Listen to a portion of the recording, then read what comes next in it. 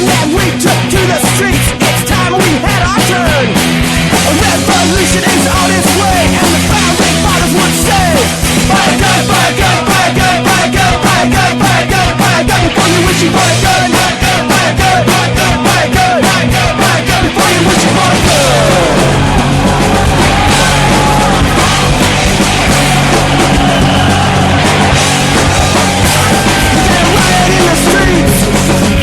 Revolution's not clean and neat, you gotta riot in the streets.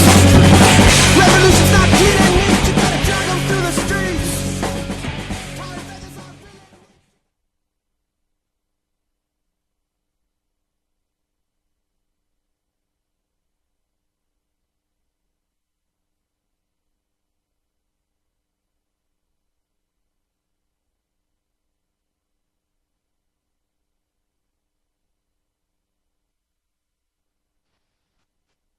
Howdy, howdy. Oh, I guess we're on air now. Ladies and gentlemen, this is Primer Time with some small technical difficulties. My name is Michael, and Nick is trying to connect, I think. I don't even know if I'm on air right now. Let me see. I think so. So we're trying to connect and welcome.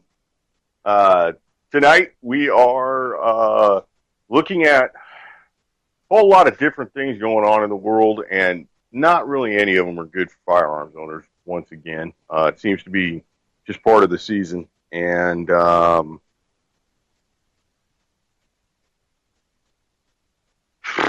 this is weird without Nick right here. I wasn't expecting this. Okay, I guess I am on air now. So let's get to it. Got a couple interesting things going on right now. First was something I'm going to hit right off because this has tendency to parlay into other events. There was a shooting here in the last, I guess it was actually today, and where the police ended up shooting a mother and a 5-year-old child, or actually, I guess it was 2 days ago. And there's been the usual associated outrage with the with what's going on, and it looks like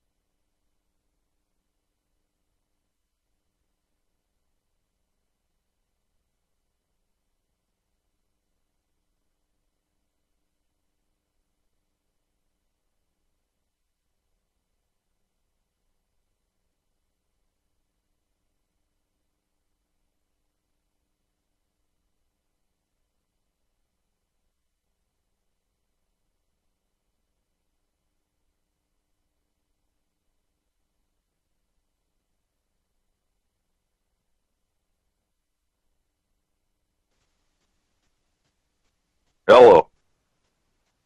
Okay.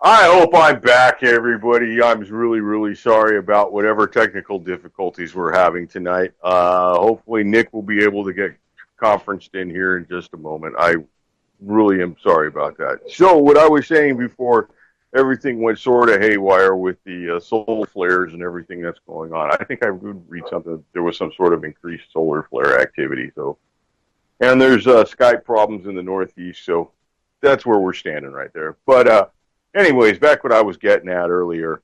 There was a shooting, and woman was killed, and a 5-year-old child was shot. And that's a really horrible event. And immediately, it went on to the cops. How could you shoot a 5-year-old kid? And that's not the entire story, and which we've seen by being kicked out of, or being endlessly propagandized with every sort of tale of woe that can come out regarding firearms, and in particular, Black Lives Matter, or as my good friend Frog Show in chat has dubbed them, the Klan with a tan, and that's far more than accurate right now. The mother of this 5-year-old child, who was apparently shot in the stomach, there was a warrant being served on her home, and she decided to not comply with whatever kind of police presence was outside, and it was a warrant for something stupid like littering or something like that. And she decided to shoot it out with the cops, and she recorded all of this and she put it on videotape. And she used a child as a human shield. And like, all jokes aside, we at PrimerTime do not advocate using children as human shields. I'm flabbergasted by it. She was armed with a Mossberg 512 gauge and the Persuader model, which is the little pistol grip 18.5-inch barrel. I think it holds 6 in the magazine, and then 7 in. From what I saw in the video, it looked like to be she was loading the shotgun with bird shot, and that's not to say that she didn't have murderous intent or anything. It's just, I think she just knew she had a gun, and these were shotgun bullets, and they all do the same thing. And I guess that's a educate yourself sort of moment there for everybody involved. And so the child's in the hospital with some sort of bullet wound to the abdomen. The mother's dead, and the parent of the dead child's mother has come out, and the mother's put the blame squarely on the Black Lives Matter movement. And I think that's actually absolutely 100% correct. I have noticed there were tweets from Sean King, who is, I guess he's one of the spokespeople for Black Lives Matter, and then D. Ray McKesson, who is an avid student of the Olinsky School, and proudly announces the fact that he's operating under the rules for radicals. So that's some of the, I guess, some of the heavier propaganda that's going to come out, and that propaganda kind of will get into the race war and the whole anti-cop sentiment, which honestly I think the cops got it coming. I mean, you can't run around shooting people's dogs and shooting 107-year-old men and giving yourselves medals for it, and not expect some sort of backlash. I mean, what is it? Every action has an equal and opposite reaction. So yeah, I guess this is part of it. We're looking at a whole lot of other propaganda that's coming out, and one of the things that I found kind of interesting in today's society, where everything is directly connected electronically and on time or online in real time, emojis in the text messaging and Skype messaging and things like that have become very popular. And emojis have been something that I've kind of, I don't necessarily ever really use them. Maybe a smiley face rarely or something like that. I think I used the puke face and maybe the sunglasses face. But Apple has made the decision that they will no longer use the firearm, a gun shaped emoji. They've gone from a revolver actual shaped emoji to a squirt gun shaped emoji. And once again, the usual forces are claiming that this is a wonderful, great victory for the forces of anti-gun control or of gun control, and really serves to change the way people think, and kind of follows back to what criminal attorney general Eric Holder was caught on tape saying about how people have to be brainwashed into not appreciating firearms and looking at firearms as they were a dirty item and scary. And I don't know. I mean, I think it went from as far as I can remember, there was one that was a semi-automatic looking pistol at one point, and then it changed to a revolver, and now it's changed to a green squirt gun. So I think people will still use it to mean the exact same thing. I don't.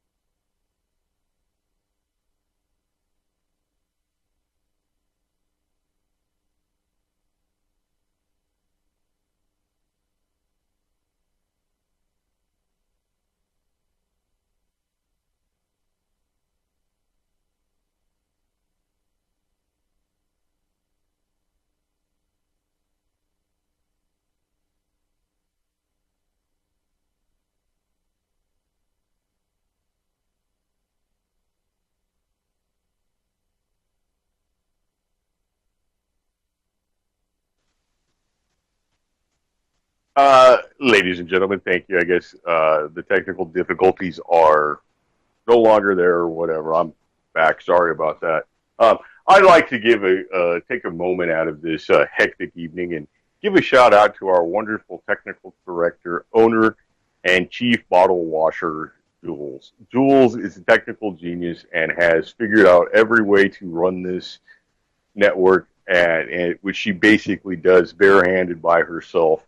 And unfortunately, we're giving her a workout tonight. So everybody, please give some slight appreciation to Jules. And if you've got a couple bucks, look at the UCY homepage and hit the chip in button or buy something off through the Amazon, and include her.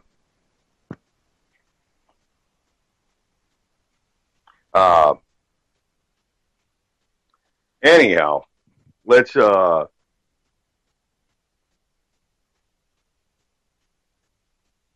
let's get back to some sort of stories. Uh, with this current political atmosphere, gun control is number one, and we've seen some fairly interesting videos, fairly interesting news stories, and just outright statements of yes, gun control is the plan, and there's no getting around it. I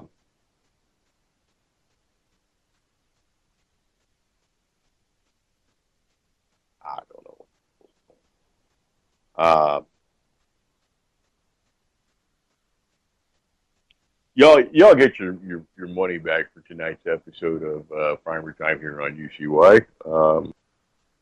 This kind of threw me for a loop. So anyhow, let's get into something else. The gun control is obviously aimed at the gun owners and escapes the elites. And I'd like to go to a CBS News story that shows that a firearm stolen and used in the murder of a 13-year-old child was stolen from the mayor of Stockton, California's home. And there's no charges pending against the mayor. He did not report it stolen. This is not the first firearm he's had stolen. He's got questionable ties to organized crime and drug trafficking. And there's every reason to suspect that the mayor, Anthony Silva, is somehow acting as a straw buyer for members of organized crime. And at the same time, he's a staunch advocate of gun control. And I really hope that people can see the absolute hypocrisy in this. And beyond the hypocrisy, it's a societal plan. I was listening to Alan Odinson's The Barbarian Lounge here on UCY that happens to come on right before our show. And he's a pretty down-to-earth guy. He's not necessarily a conspiracy theorist. And he made a fairly interesting point that said that whether you think it's a conspiracy theory or not, it's actually happening, and it's in your face, and it's the people that the majority of citizens would say, oh, no, you're crazy for thinking that way, and it's right there in your face. And the actions every day show that.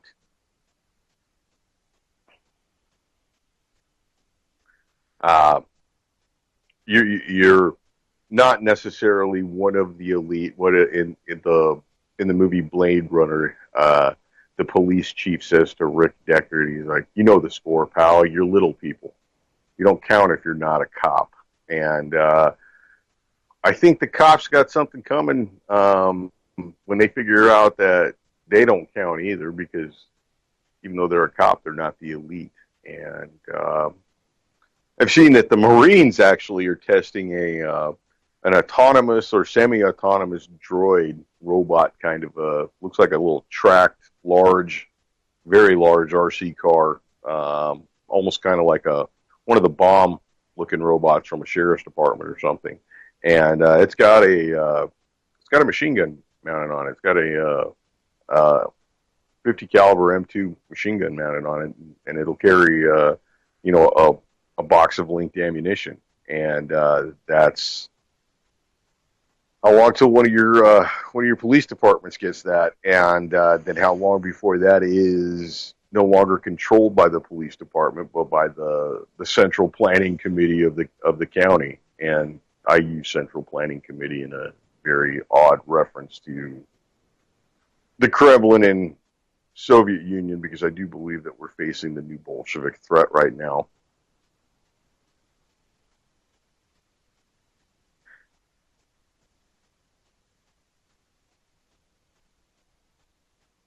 Got a couple other interesting stories. I personally think they're interesting stories. You people might not. But I appreciate you being here anyways. It looks like the Alcohol, Tobacco, and Firearms Bureau, and it's Bureau Alcohol, Tobacco, Firearms, and Explosives, is looks like they're keeping and illegally stockpiling gun owners' personal information. The Government Accounting Office, the federal oversight agency, recently conducted an audit and found that it does not remove certain identifiable information, despite the law explicitly mandating it to do so. And I wonder if anybody's actually surprised. The government cries about this list that they want, and they'll do anything to get it. They'll violate the Constitution at every step possible to get this list. And once they have the list, they will collect. And I don't really think that there should be any surprise that the ATF, who does not view themselves as a law enforcement agency, but they view themselves as a regulatory agency and an agency that sets policy and tries to influence policy, which is completely outside their purview, acting outside their scope of practice. This is no not a surprise, and I have no doubts that this will continue under the incoming Hillary regime. Because, well, yeah, I'm going to use the word regime because that's what it is, and yeah, I think she's coming in. She's got the big votes from the big banks, and by votes I mean bucks, because that's really what counts. It's not whether or not you have a hanging chat, or you put your name on the ballot or whatever, or you hit that button. Diebold counts all that, so you've been screwed out of the situation. The guy that owns Diebold and the guy who pays the guy who owns Diebold uh, make the decision, and Hillary is the one. Um, and I kind of wish Nick was here right now.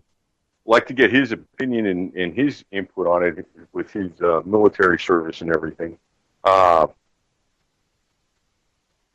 I found this latest rash of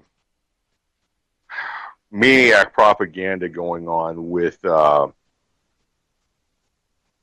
Trump and Khizr Khan. And Khizr Khan is the father of a United States, I believe he was a Marine Corps captain who was killed in Iraq in 2009, I believe. And recently he was at the DNC, and I guess he expressed his, initially it showed that he expressed his fear and his disappointment with the Trump issue with illegal immigration and the importation of Islamic peoples from the afflicted regions that are really acting like a problem in today's world. And they've taken this and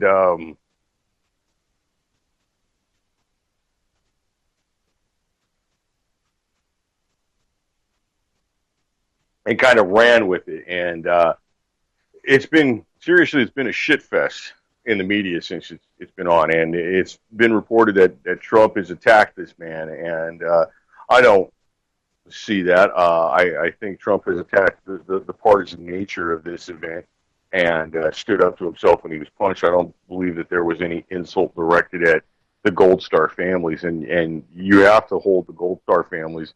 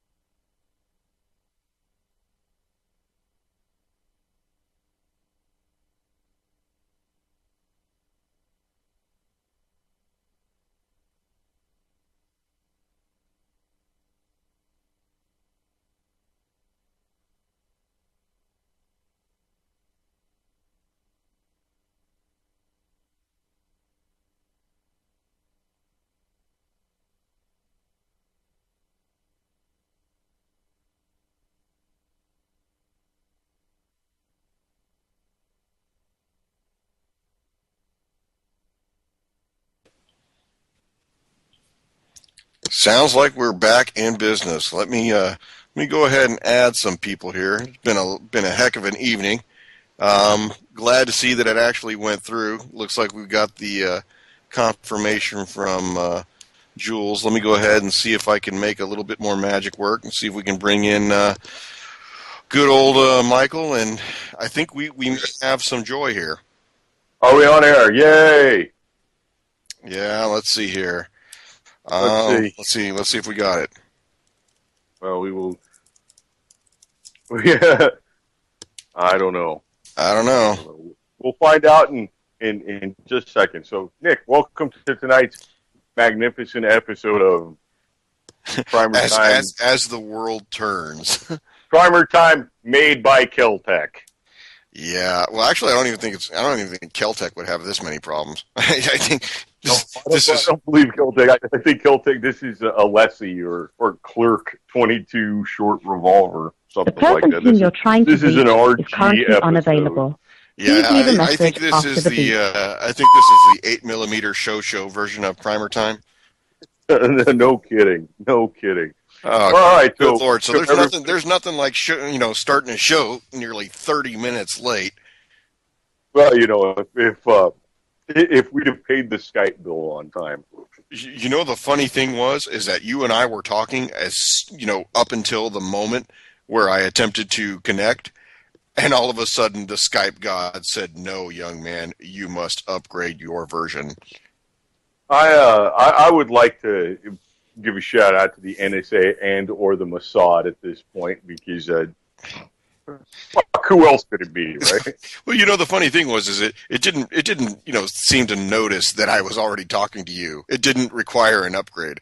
However, if I'm trying to Skype into the server for UCY, it says, "No, young man, your princess is in another castle." That's right, Mario. So, I don't know, man. I've been trying to wing this thing and doing a horrible job. Well, that's okay. And you at least got on here. The people deserve better, and it got better when you showed up. Oh, well, thank you very much. I'd like to give a special shout out for Lone Frog in chat. Good listener, and didn't know that he was talking to Frofro this whole time, that he was meaning me. Tells you I don't pay all that much attention. You are not the one who reads the updates. Yeah, I definitely not get any kind of update requirement in the email, and that immediately goes to the trash. So, all right. So I guess what I was trying to discuss, and I'm glad you're here because I really need your input on this, is because you've got, you're a member of the active duty military right now, and you have combat experience. And as I recall, you could have taken Purple Heart, but you declined it at that time. Well, so the interesting thing about this is that in order to receive a Purple Heart, you have to have received and sustained a combat injury as a result of contact with the enemy. So, yeah, in 2007, I was a member of a mounted patrol in the vicinity of the major town of Kirkuk, Iraq, but closer to a smaller town named Hawija, which is currently part of the ISIL stronghold throughout central Iraq. So if you have Google Maps and you take a look at Kirkuk, it's about 160 miles north of Baghdad, firmly in Kurdish territory right now. But the area of Hawija was basically liquidated of its inhabitants by Saddam, and it was Arabized, so to mean that they brought up Arabs from the southern parts of Iraq near Basra and just settled them there. So it's always been a militant stronghold. Haven't really wanted anything to do with the Kurds in the area, nor the Americans who they sent up there to secure after the fall of Saddam. So, basically, long story short, stupid Lieutenant Game wanted to take the same route into a village and take the same route back out hours later. So, you give a lot of Arabs a little bit of time, some munitions that have been left over, and you give them a convoy that goes the same route in, the same route out, and they tried to do us in. So, we were struck with fragments from two buried munitions.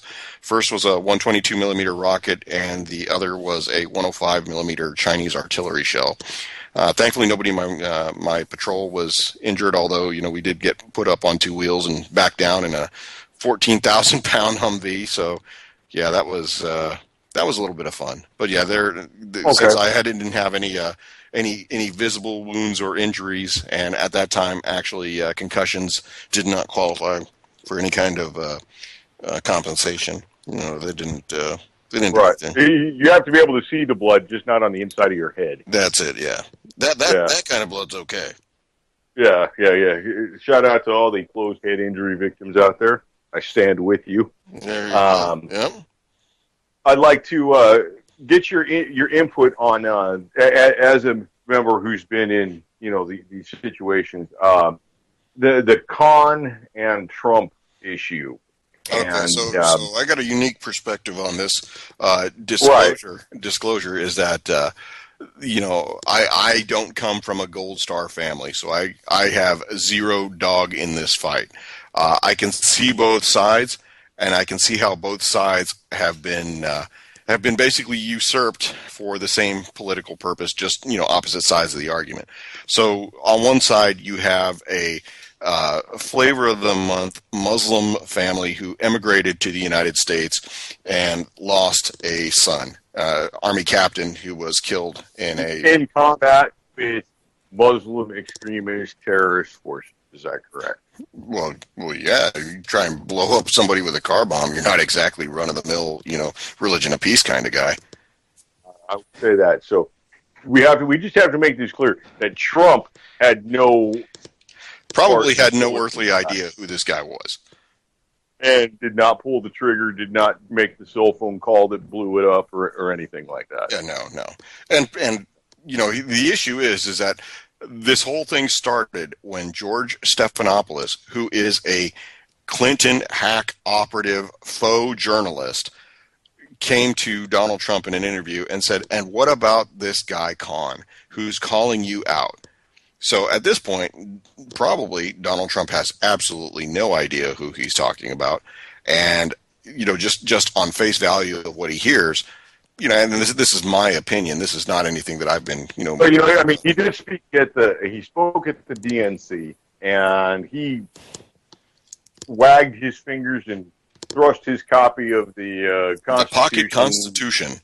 And I've seen some interesting things that says that it might be a pocket Constitution that's compatible with Sharia law. I don't know if that's true or not. I'm sure. To be honest with you, I don't really care. This is really what I'm getting at is this whole thing is here nor there.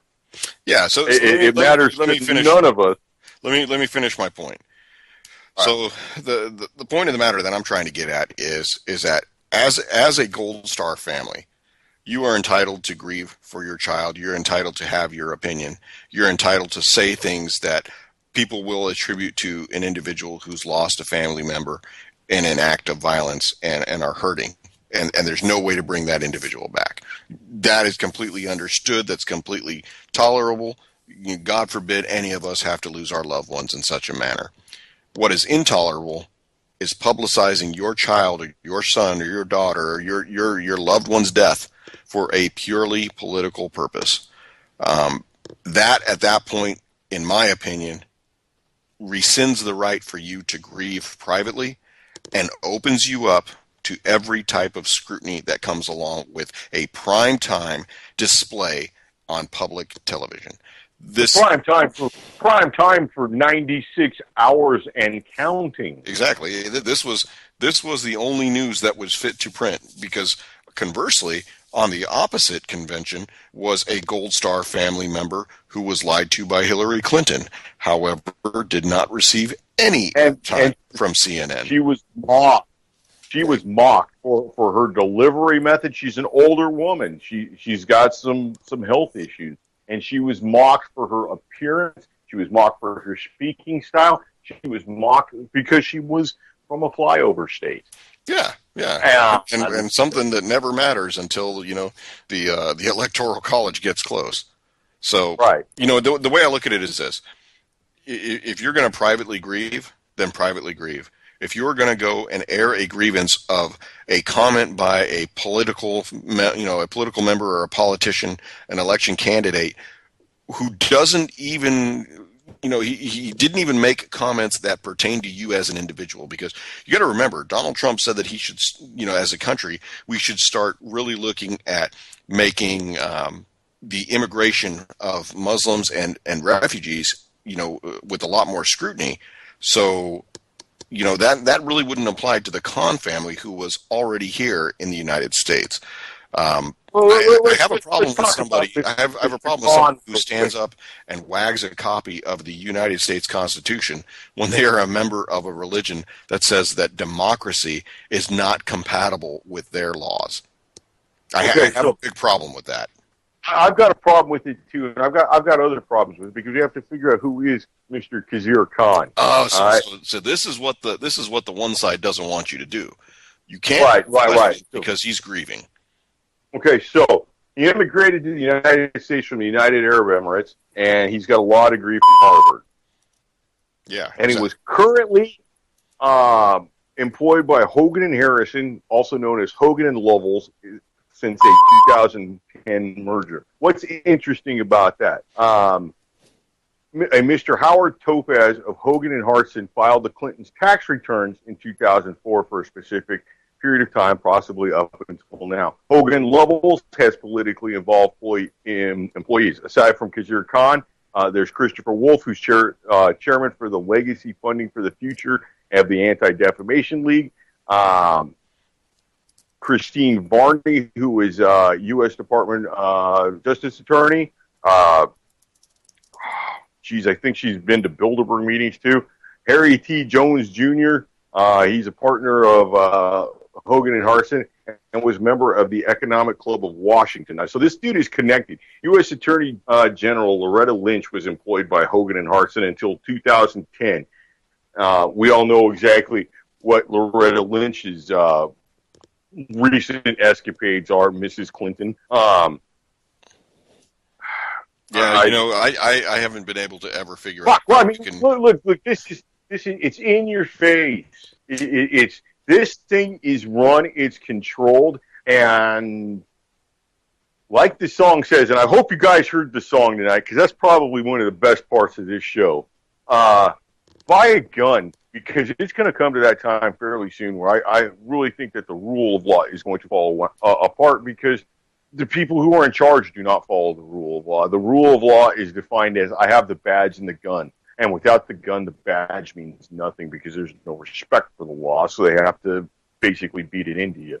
And at some point, people are going to figure out the best way to resist that is to make the other guy bleed, and bleed more than he's going to make you bleed. And I don't think the police are ready for that. I don't think the police can handle it. Yeah. I don't think the military can handle it, to be honest with you. Well, the problem is like I said, you gotta look at it in the context, specifically speaking to this guy. First off, he himself may have assimilated to American culture, but you look at his wife right up there on stage next to him. What is she wearing? But you know what? I think that was bullshit, because now I've seen pictures of his wife, who's been a frequent guest at the White House for a few different luncheons, and she's not wearing any of the headscarf hijab stuff. Yeah, so there you go. Is this actually legit, or is this for show? And I seem to think it's for show. I think it's for show too, and to be honest with you, I think everything's for show. I think it's all one great big fucking made up lie. Oh. And the lie is that they gotta get your money, they gotta get your service. Well, see, here's the thing. When it comes down to the bottom line on this, is that this will be a news story for the cycle of the rest of this week. You'll get some up close pictures of the departed Khan son's grave. He's a U.S. Army captain who's buried somewhere, and you'll see that there will be some folks out there putting flowers at his gravesite. You'll get more pictures of the bald guy waggling the copy of the Constitution, and his wife standing right next to him saying not a thing and keeping her mouth shut. And you'll see. She should also probably be standing like 2 feet behind him, like 2 steps behind him. Yeah. So when you take a look at all that, you just gotta think for a second. this isn't indicative of a problem. This is indicative of the larger problem. And the fact is that, you know what, people are going to die in war. Whether you're Christian, Muslim, Jew, Buddhist, flying spaghetti monster, doesn't matter. People are going to die. People are going to be upset that their soldiers die. And not only that, they're going to be really upset when the people that they figure out are the ones that sent them to die had a stake in making sure that they stayed there long enough so that more of them could die. Right, and by a stake, you mean a financial stake. They made actual either political capital or financial capital. They benefited monetarily. Certainly. They benefited you take a look at this. You take a look at this on the outside, just looking in. Do you remember Hillary Clinton on her controversial vote to allow the use of force in Iraq back in 2003 when she was a senator from New York? The statement was, I was misled into voting for this war. I was misled. So first off, she's telling you that she has not a clue and that she's easily led into a poor decision. Well, I mean, we've got the email from Huma that says that she's easily confused and is in bed by 8 o'clock at night. She's easily confused, has to be reminded often, and goes to bed early, and you can't wake her up. Yeah, and you certainly can't get her to use a fax machine either. Right. So when you take a look at it from that standpoint, you've got those people that are out there that are going to do anything and everything to get her elected. As it comes from, the new campaign manager who used to be the DNC chair. You can't tell me in anybody, if you've had a single ethics class in your life, that there is not a conflict of interest for the head of the DNC to say no, there's no collusion, there's no way that I'm slanting this in her favor. All of a sudden, when she gets caught and then says, hey, let's look at Russia, and I'm resigning this, but I'm going to go work for Clinton now. How can a objective person turn around and say that this is absolutely not collusion? Debbie Wasserman Schultz quit and went to work for Hillary like within the hour. And then today, the other head of the DNC, I don't know what she is. She's some kind of managing director. So I don't keep track of their hierarchy, but she was somebody very high up in the DNC. She quit and immediately was picked up by Hillary Rodham Clinton. I mean, this is a fucking mob, man. This is just like La Cosa Nostra. Yeah, well, I'll tell you what. In communist America, you don't quit the Clintons. The Clintons liquidate you. Right. Do not commit arkancide. Teenage arkancide. Don't do it. So I don't know, man. I find it all very interesting that during this whole thing with this, outrage of whatever flavor it is this week, that we haven't heard not one word out of Hillary Clinton, and her polls have gone up, which goes to show you, as long as she's got complete and total fucking mastery of the goddamn mainstream media and keeps her mouth shut, she's acceptable. The minute she shows up and opens that big, gigantic, gaping yaw of just maw of vile and filth, she loses points. Nobody wants to hear what she has to say. Yesterday, Trump had, and I'm not a Trump fan, but at this point, anybody is better than Satan. Yeah. It's interesting because I believe that's what Donald Trump called her today, the devil. He's very fucking accurate on that. That's one of the few times he's not using massive hyperbole and extra adjectives. No, I think he was referring to the deal that Bernie Sanders cut in order to endorse her. That he made a deal with the devil. Well, close enough, because she is the devil. And I mean, yeah, when Chavez said that he smelled sulfur at the UN when like after he showed up after Bush, just because Hillary hadn't been there. Yeah. So the funny thing is that we had a story a year or so back about the State Department under Clinton prohibiting the importation of M1 Garands from the Republic of Korea. This was the re-importation of old World War II era stock that the U.S. had lended or loaned to Korea in their defense. And you can think for about 30 seconds of what Hillary's main platforms are going to be. If she ascends to the highest office in the land, it will be Australian-style confiscation. It will be legalization of every form of marriage to whatever and whoever you want, and or, at this point, liquidating our secrets in our government, national defense industry to the highest bidder and contributor to the Clinton Foundation.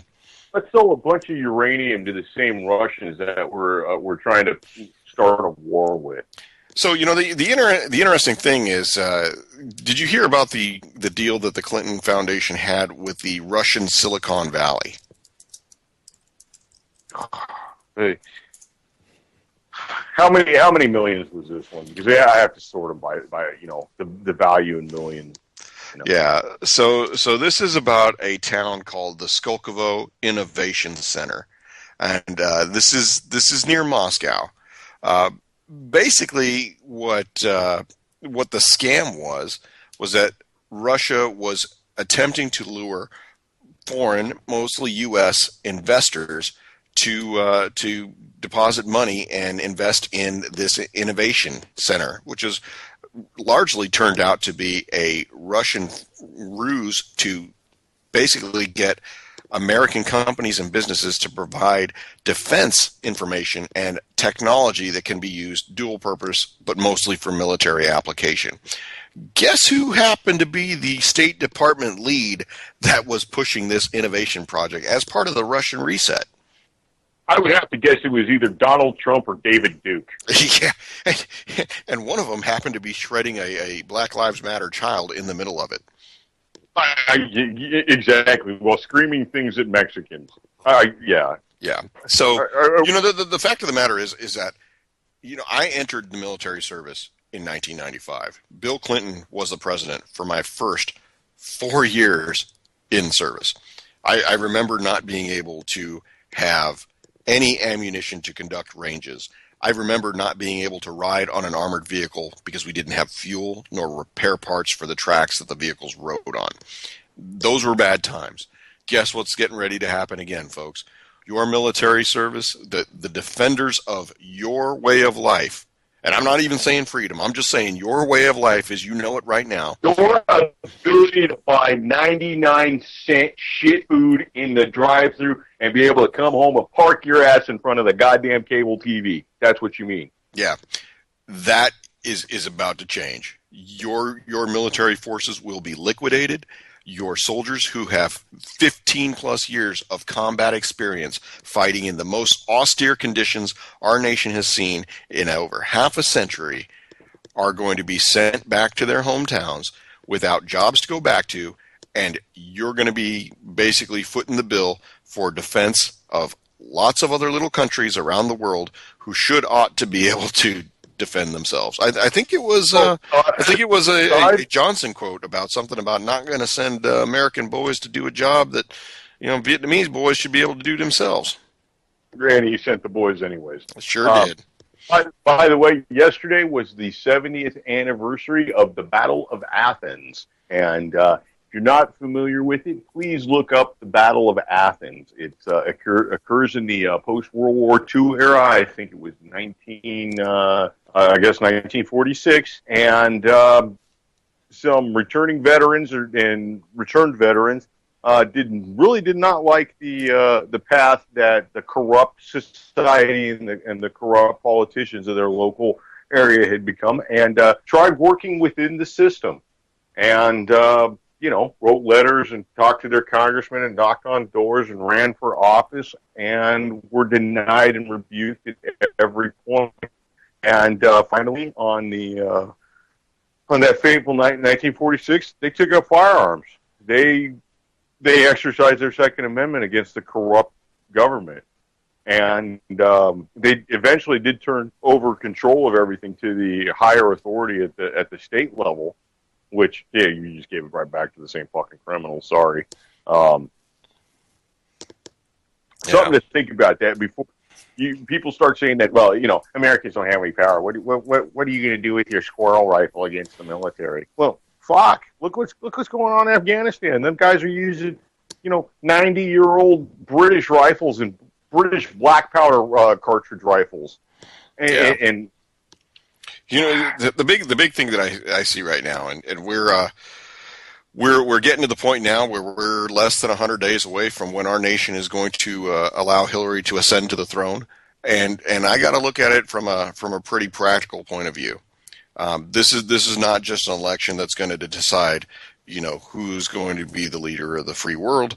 This is an election that is going to have far-reaching implications towards the third term of our current president and fulfilling his promise of fundamentally changing America. You've got probably no less than 3 Supreme Court justices who will either retire due to age or will pass while they're on the bench. Namely, you're looking at Bader Ginsburg, possibly Anthony Kennedy, one or two others assorted, as they're close. And then there's always a possibility that somebody may go unexpectedly, as it was with when we lost Justice Scalia.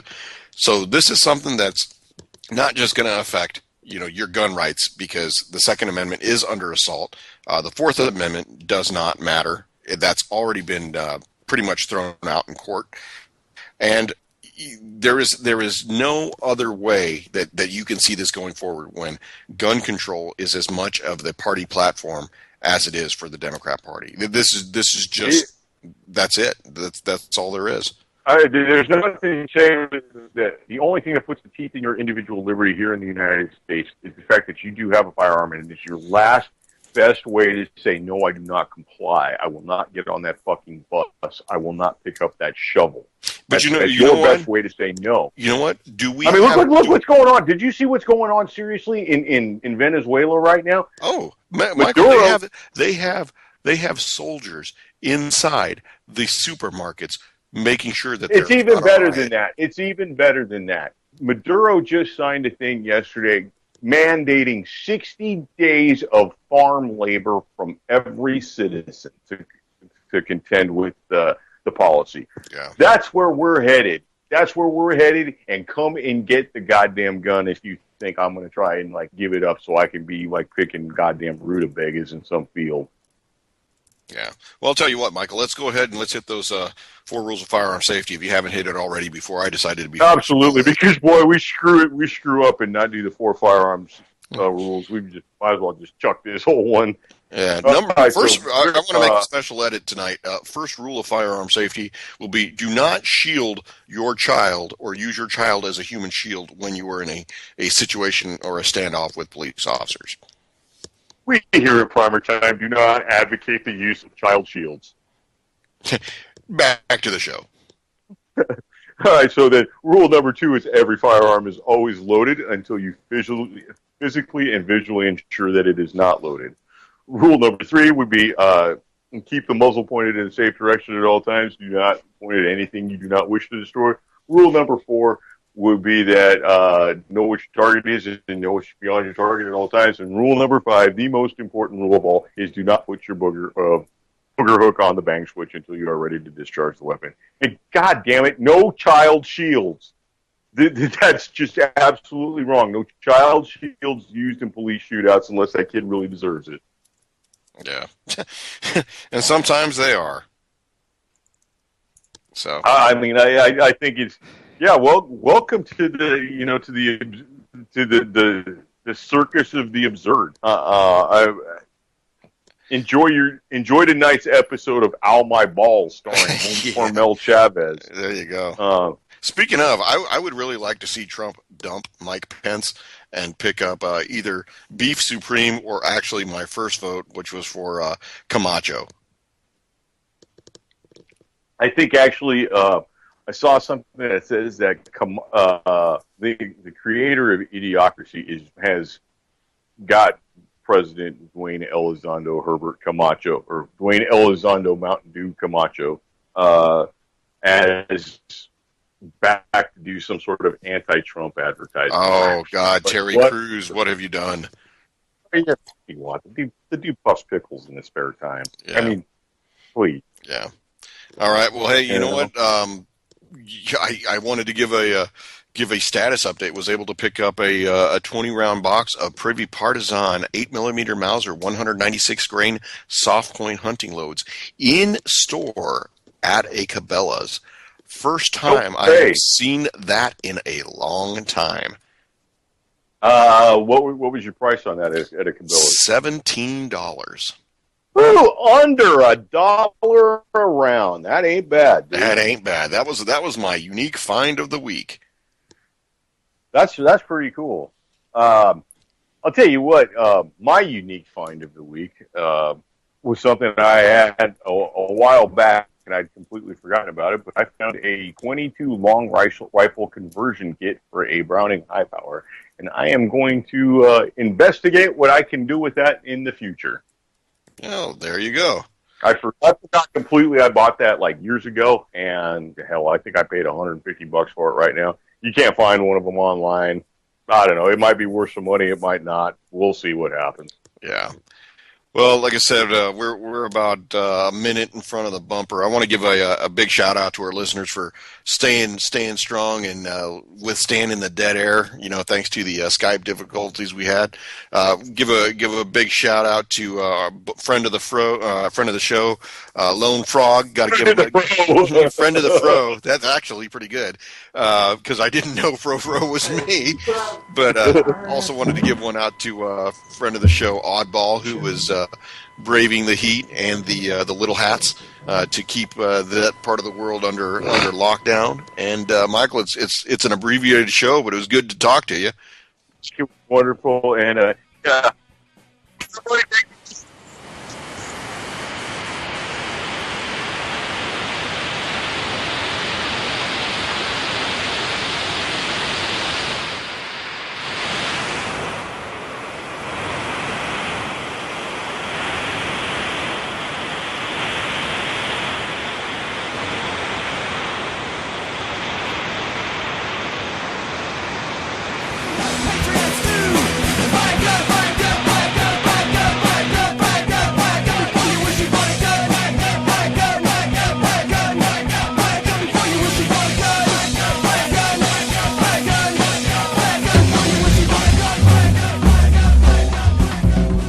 My name is S.M. Gibson,